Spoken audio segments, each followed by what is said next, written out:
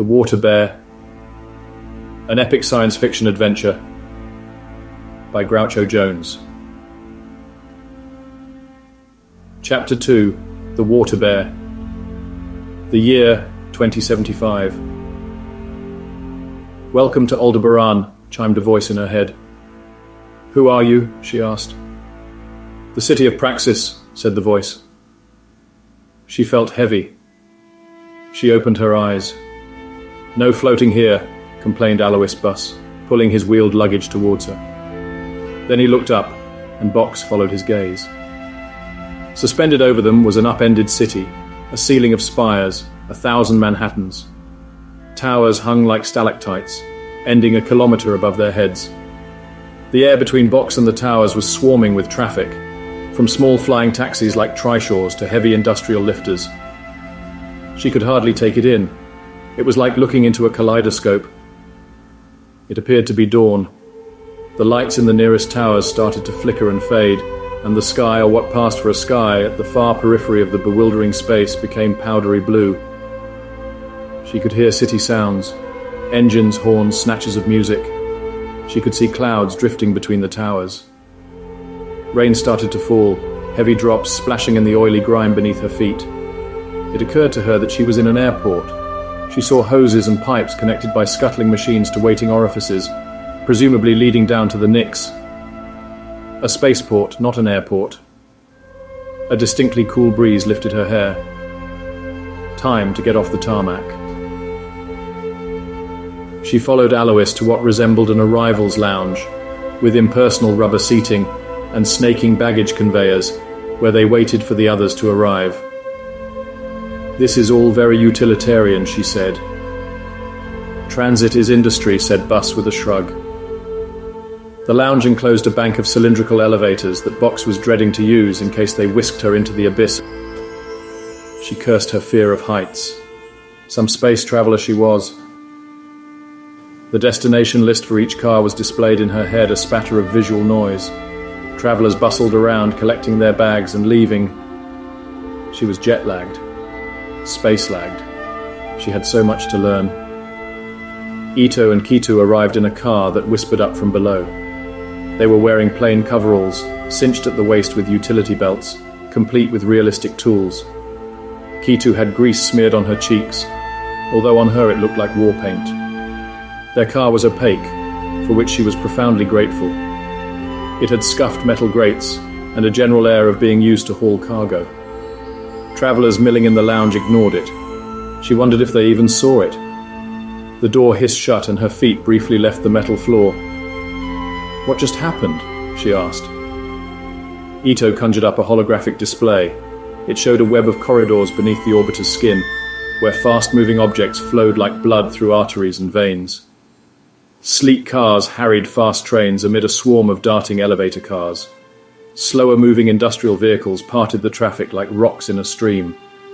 Their car was shown as a pulsing white lozenge, accelerating along a Bezier curved tube into the chaos below. All she felt was an occasional tremor. They jinked and dipped towards an empty part of the map. Somehow nothing collided. "This transportation system is called the capillary network," Ito explained. "This appliance is essentially a space vehicle." "How are we moving?" she asked. "Gravity drive," he said. The car chimed and slowed. "I'll stop," he said. The city's voice in her head said, "Restricted." The door slid open to reveal a different type of industrial mayhem. Machines hurtled past with a dissonant roar, like fistfuls of knives, accelerating and decelerating, narrowly missing each other. There were hisses and outpourings of gas, as tubes were connected and disconnected by robotic arms. It was like the spaceport, speeded up 1,000 times. "The city's autonomic defense systems," said Ito. They were the only humans there. "Stay close," he said. Box fell in line, with Ito first and Alois Bus and Kitu in the rear. The muffled thump of rolling wheels echoed off soft carbon surfaces. Ito carried his backpack. Kitu had nothing. "Where are your things?" Box asked her.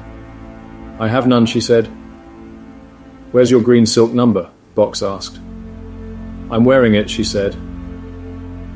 They reached an irising door at the end of a train-sized conduit, where a young man stood waiting.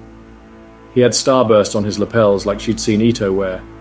He seemed to be watching something on his interior cinema. As they approached, he glanced in Box's direction. She felt a thrill pass through her. A head-up display appeared in her virtual space. It showed information about her surroundings, information about the orbiter, where it was in space, where they were inside it, information about her bodily functions and those of her companions. Too much information, she felt faint.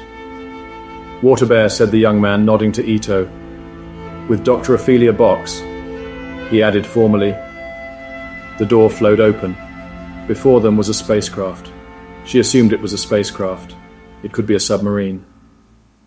It was about 50 meters long, painted a black so unreflective that it seemed to drain light from its surroundings. There was a segmented leg at each corner, knees held high like a spider. It bristled with antennae and obscure protrusions. It looked purposeful and ugly. Ito said, "My ship, the Water Bear." Waiting for them inside the ship were two extraordinary humans. The man's blue-black skin was minutely tattooed, like Maori Tomoko. His hair was ornately beaded. The woman was equally striking. Straight as a blade, her head clean-shaved, with powdery nebulae in place of the elaborate ink. She looked like a weapon. As on the Knicks, there were fierce hugs all around and tears from the women.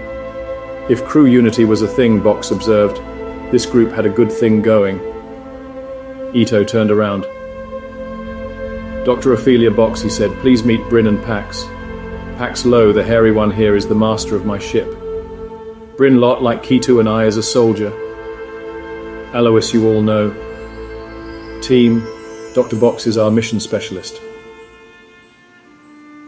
They wasted no time departing. "Dr. Box," said a contralto voice in her head. "Let me guess," Box said. "The Water Bear?" "That is correct," said the ship.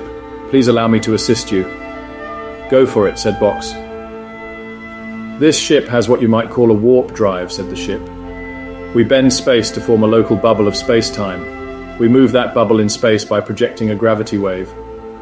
"Like surfing?" asked Box. "Very good," said the ship. "I've seen the movie," said Box. "We have no local gravity here," said the ship. "It will be free fall all the way."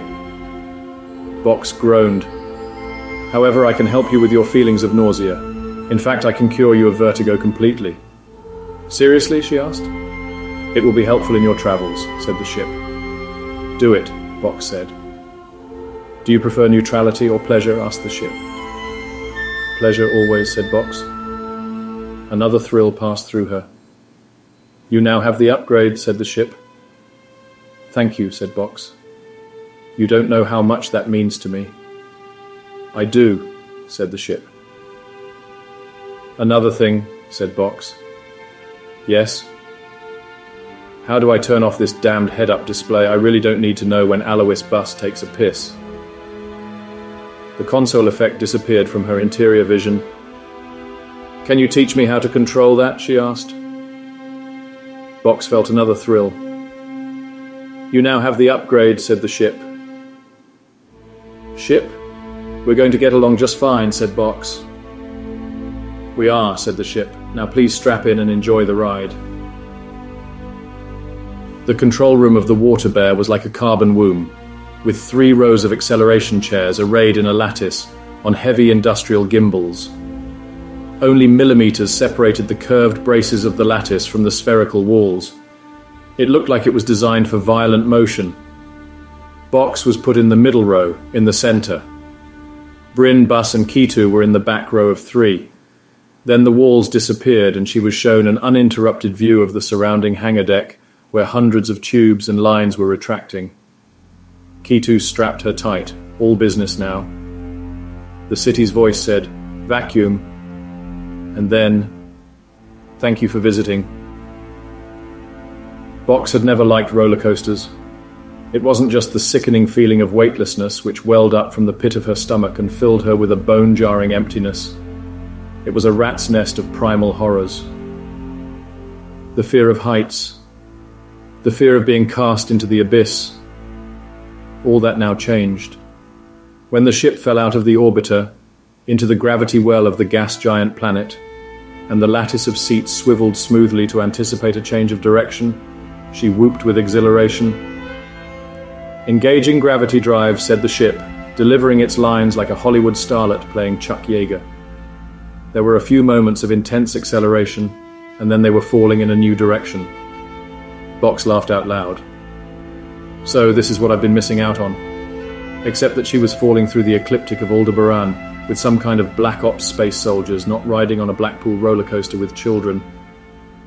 "Engaging warp drive," said the ship. She laughed again. She felt the others grinning at her. "All right," she said.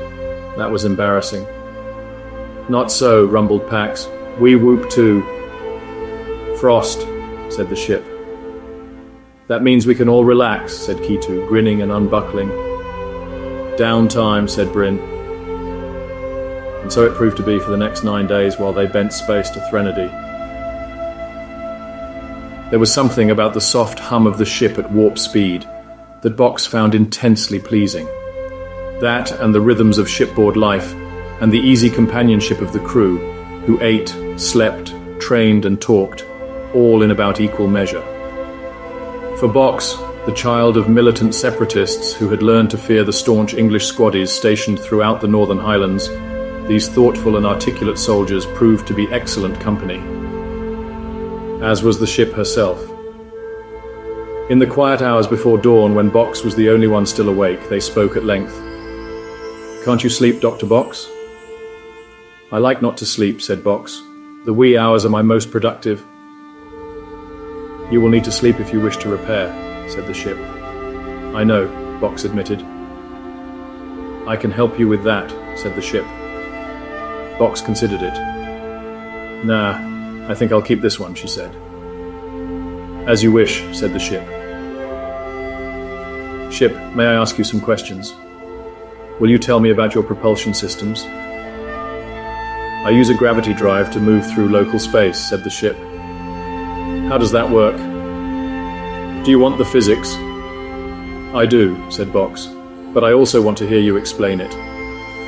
She felt a mild tingle. "You now have the physics," said the ship. "As easy as that, I can take it home and patent it." "I'm not going to stop you," said the ship. "It works by projecting a gravity well," said the ship. "We fall towards that point, as does everything around us." "Not so good in crowded shipping lanes?" asked Box. "It's a high-performance system," said the ship, "designed for combat use, simple and effective. The hardware is the size of your hand." "How high performance?" asked Box. 1035 Earth gravity's maximum acceleration," said the ship. "Bloody hell," said Box. "At which point we're all jam." "You feel no external forces," said the ship. "As long as we're traveling in a straight line, you're simply falling."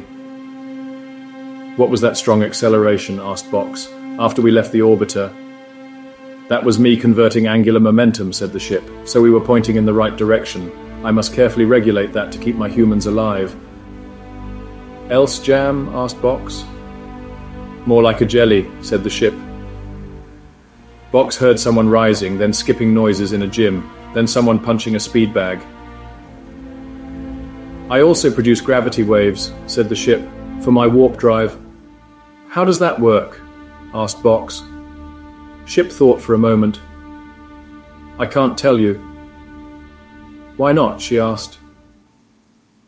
"Your people will be given access to that level of technology when it's safe to do so," said the ship. "When will that be?" "When you stop killing each other."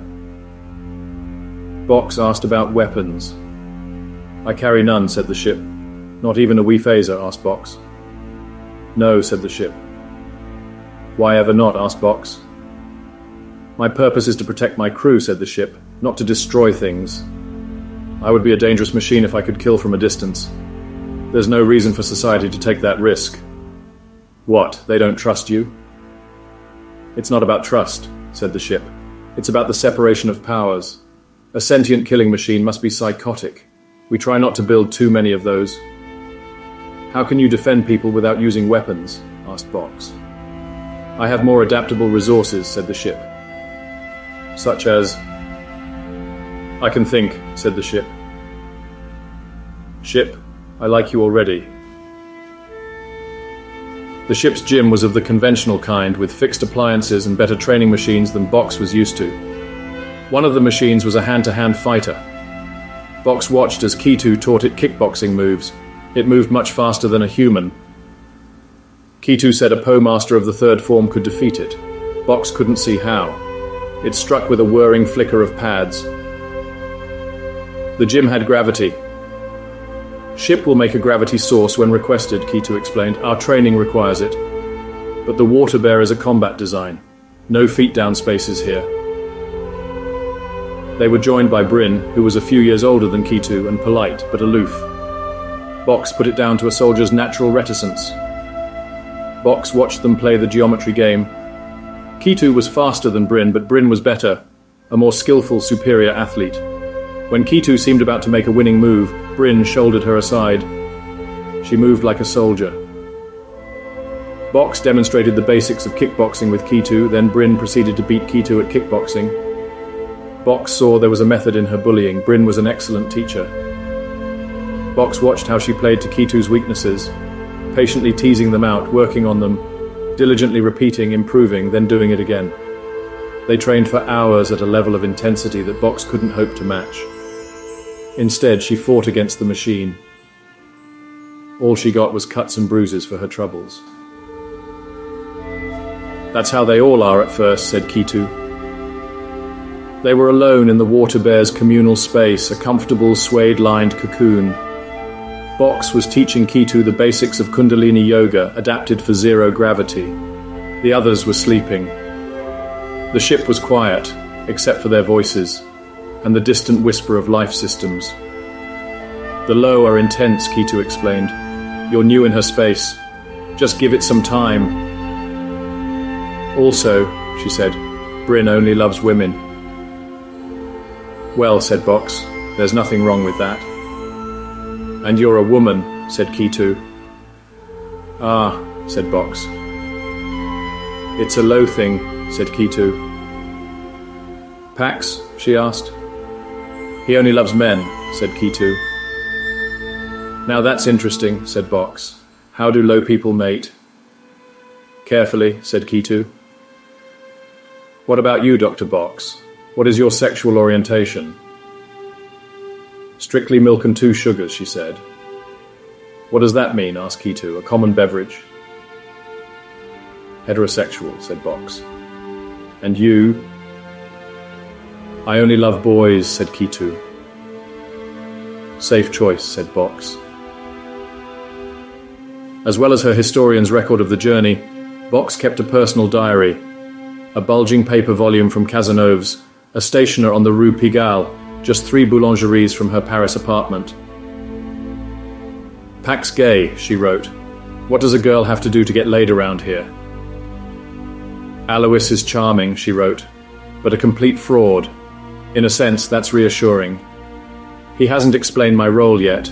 I don't suspect him of duplicity, only a love of drama. I have no great problem with it.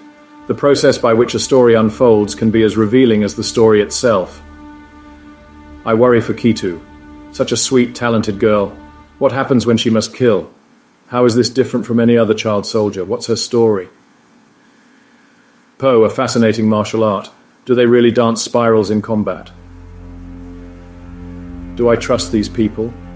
It seems I already do. I'm behaving like an embedded reporter. Where's my vaunted objectivity? We shall see. I want to learn Poe, she announced the following morning. You can't, said Bryn. Why not? Pax already has 2 students, said Bryn. What about Ito? That isn't the role of a first, said Bryn. What about you? I'm not a Poe master, said Bryn. You teach Kitu, Box said. I train her, said Bryn. Pax is her teacher. Then train me, said Box. We could just show her, said Kitu. And what would Pax say about that? Asked Bryn. Pax will say he trusts your judgment, said Kitu. The 2 younger women stared at each other. Don't play dominance games with me, child, said Bryn. I'm not your child, said Kitu. Bryn arched her eyebrows, then smilingly relented. It was the smallest of eloquent gestures. Box understood that Bryn had always intended this outcome, with Kitu her tacit accomplice. Like two willful children. Dr. Box. Observe, said Bryn. One move, it's called the clever dog. I like it already, said Box. Bryn and Kitu took up a starting position, angled toward each other, hip to hip, relaxed. All Poe begins here, said Bryn, within striking distance, although few moves start with a strike, since Poe is a game of the head, not the hand. The point of this move is to move your opponent. It has merit in the real world, and so is usually the first one taught. Bryn stepped forward, muscling Kitu backward with her hip. Then she stepped forward again, rotating through 90 degrees, forcing Kitu to turn along with her, pushing her backward again. An unskilled opponent can be pushed to the wall in this way, she said. The essence of the move is to roll through their center of balance with your center of gravity. The timing is everything. A small woman can push back a large man. The earth art this resembles most is sumo, said Kitu. An underrated art, said Box. A weaker opponent may strike out with their fists, said Bryn, but striking from a position of being continuously pushed off balance is hopeless. A better response is to try to withdraw and strike from a distance. Kitu danced back, but Bryn followed her, bullying forward, still hip to hip. Thus it becomes like a dance, said Bryn. The unskilled opponent cannot retreat fast enough. I'm always in their face. This is how dogs fight, Dr. Box. Chest to chest, the stronger dog raining down blows on its weaker opponent. But how does a clever dog fight? Bryn bullied forward again, but this time Kitu spun with the grain and was instantly behind her. Even at walking pace, Kitu's rotational acceleration was astonishing. It was like watching a snake strike. From there she bites me in the neck if she's a dog, said Bryn. Being a skillful human, she instead uses a fast hand blade to the glossopharyngeal or vagus nerves, or the dorsal motor nucleus at the top of my neck. But it isn't my day to die, she said. The two young women turned and nodded to each other. Now you, said Bryn. Her personal space was almost the exact opposite of her stateroom on the Nix, a soft corpuscular nest which could be gently spun to provide the impression of gravity. It was cosseting, and for once in her life she had no trouble sleeping. The others' nests were the same, set in a ring of 9 identically shaped pods around the ship's middle. Kitu's had a bonsai aspen tree with minuscule golden leaves, which she said she'd grown from a sliver of wood. Pax's and Bryn's had images and sounds of the sea. Ito's was a surprising thicket of words, a collection of holograms of poems and scraps of language he'd collected. Box said, an old silent pond. A frog jumps into the pond. Splash. Silence again. Ito looked up from a book to where Box was floating outside his slowly turning cocoon. Haiku? He asked. Matsuo Basho, she said. She chose her moment and settled beside him. Splash, she said. Am I okay here? Of course, he said. You're a gracious man, Ito Nodolo. Thank you, Dr. Box. I mean it, she said. I know. Can I ask some questions? Go ahead. What do you do for sex around here? Here, he asked, on the water bear. Yes, it must be hard, locked up with 2 beautiful women. 3 beautiful women, he said, counting you, and one of them, a girl. She blushed. I didn't mean to suggest, but you're all so attractive. Even Alois, he asked. She laughed. Even Alois in his way, she said. Post-evolutionary societies tend to select for physical attractiveness, he said. Post-evolutionary, she asked. Evolutionary pressure has become the same as social pressure in our society, and we've been at it for a long time. People select partners with heritable qualities they admire. Like wit and intelligence, she asked. And beauty, he said. What about places where buck-toothed gingers are considered attractive, she asked. Then there will be more, as you say, buck-toothed gingers, he said. But to answer your question, we do nothing together sexually. This ship is a family. Instead, we have virtual worlds that we can each visit separately. Sex sims? She asked. Yes, as real as you desire. Do you want me to show you? She blushed again. No, I'll ask the water bear, she said. I guess Bryn and Pax's sexual orientation helps, she ventured. To a certain degree, he said. I mean, I suppose it means no one's available. Except you, he asked. She felt suddenly naked. I can't make a pass at you, she asked. He laughed. You may do as you like, but while we're on this mission on my ship, I'd politely decline. Then you and Pax had both better watch out when we're finished, she said. Am I forewarned? He asked. It was her turn to laugh. Yes, please consider it official. Bryn and Kitu invited her to a virtuality, but it had nothing to do with sex. It was a training simulation, set on a domed monolith, looming over a cloudy infinity. A fitful wind drifted thin wisps of snow across a stone circle. Even now, with her vertigo gone, all her senses tingled. Pax was waiting there. Dr. Box, he said, your mission with us here isn't a combat one. Thank goodness for that, she laughed. But as they say, shit happens. Since you're already a martial artist of repute, then if you'll consent, we'd like to teach you a skill. You may think of it as a life skill that you can take away and use elsewhere. One day it might save your life, or ours. But please be aware, the lesson's a rough one. It will test your emotions. In what way? She asked.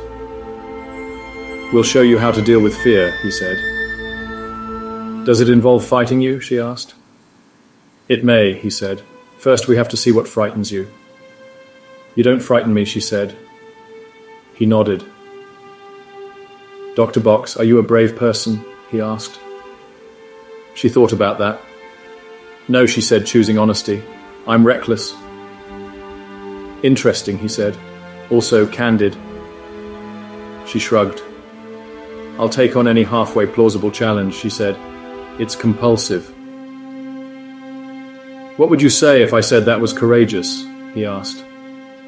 She laughed. I'd say you're talking shit.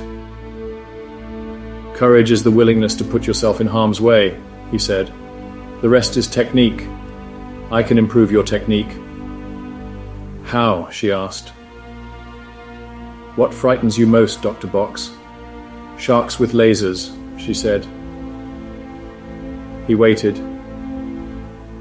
You want a serious answer? She asked. Yes, he said. Everything, Pax. I'm frightened of everything. I'm feisty but weak. And yet you will fight, he said. She shrugged. How we acquire fear is important, Pax was saying. Cognitive fear is rational. Fear you can see is fear you can use. Do you fear pain? Are you serious? She asked. Yes, he said. Less than some, I suppose. Good. This lesson may involve pain, but not injury. We're in a virtuality, as you can see. But injury here, she asked, eyeing the fall to a virtual infinity. Maybe, he said. Can I think about it? She asked. By all means, he said. What choice did she have after all she'd just said?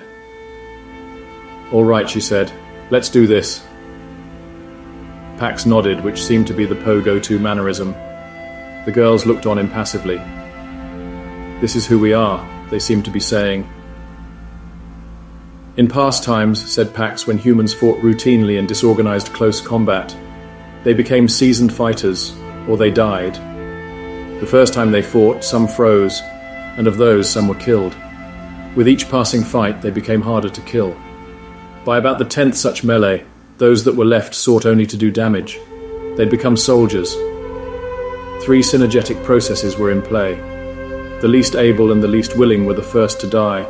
The more able became more willing over time, and the most willing became the most able, by surviving the longest in battle. Some people never freeze, We consider this to be evidence of psychopathy, an overstimulated fight response combined with insufficient empathy. We try not to invite such people to join us. "Are you inviting me?" she asked. "It means we value you enough to wish to trust you," he said. "Ah," she said. "I'm not going to train away your flight response," he said. "That would be foolish, although I could do it. Instead, I'm going to help you prevent it taking control." She was starting to feel nervous. This was some preamble. "Nor am I going to plumb your worst terrors," he said. "Cover you in spiders, plunge you into a fire. That would be an assault. This is more useful than that." 10 contests, he said. The water bear's hand-to-hand training apparatus appeared. Instead of being fixed to a ceiling, it descended from a floating torus. Instead of soft pads, it had a convincing facsimile of elbows and fists. "This machine is set to a level below yours," said Pax. "Fight it." She squared up and started to spar. As Pax had promised, it was set to a level below hers, but when it snuck past her defenses, it stung like a bare-knuckle boxer. "Ow," she said. Pax nodded. "I said it would hurt," he said. "Now fight." She squared up again, and it knocked her off balance. The domed convexity of the rock caught her, and she fell screaming into the abyss, where she was caught by an invisible membrane which sagged and swayed like an old-fashioned circus net. "Fuck," she said. The net spasmed, and she was thrown back in the ring in an ungainly tangle of limbs. "Sometimes," said Pax, "we fear the wrong things. You have no cause to fear this machine. It cannot harm you, not in the real or in this place. Do we continue?" She raised her hands to resume. This lesson made sense. Fight what's in front of you, not the pain it might cause. It wasn't even real pain. This was all happening in her imagination. Now she fought mindfully, knowing when it would hurt, riding the punches. Pax called a halt. "Very good," he said. "It's like fighting a man with a knife. There is no man, there is no knife, there's only a line and a point. Now for a human opponent." The training machine was replaced by a soldier dressed in a gambeson tunic. He was shifting his weight from side to side, staring in her eyes, getting her measure. He stank, the ripe aroma of feces. She knew straight away that he wasn't a victim. In Pax's system, this was a survivor. Or worse, a predator. She felt a flutter of anxiety. This shit just got real. "Is he better than me?" she asked. "Find out," he said. She stepped forward, and he was straight through her defenses, chest to chest like a dog, hammering her with blows to her vulnerable parts, poking his fingers into her eyes, blinding her until he had a hold of her ear, and with a wet, ripping sound, flung her out of the ring. She lay in the net, shaking. It had taken maybe 5 seconds. She found herself back in the ring, her wounds magically healed. "That's enough," she said. "No," said Pax. "We continue." "What?" she asked. "I'm instructing you to continue," he said. "I don't respect your authority," she said. He shrugged and waited. What exactly was going on here, she wondered. Feeling in turns outraged and intrigued, she chose to find out. This was why she was here, to see what made these people tick. "All right," she said. Pax held up his hands. "Before you resume, Dr. Box, why did you lose?" "Because you're afraid. You fear to risk everything against this violent, unhinged man, so you risk nothing instead.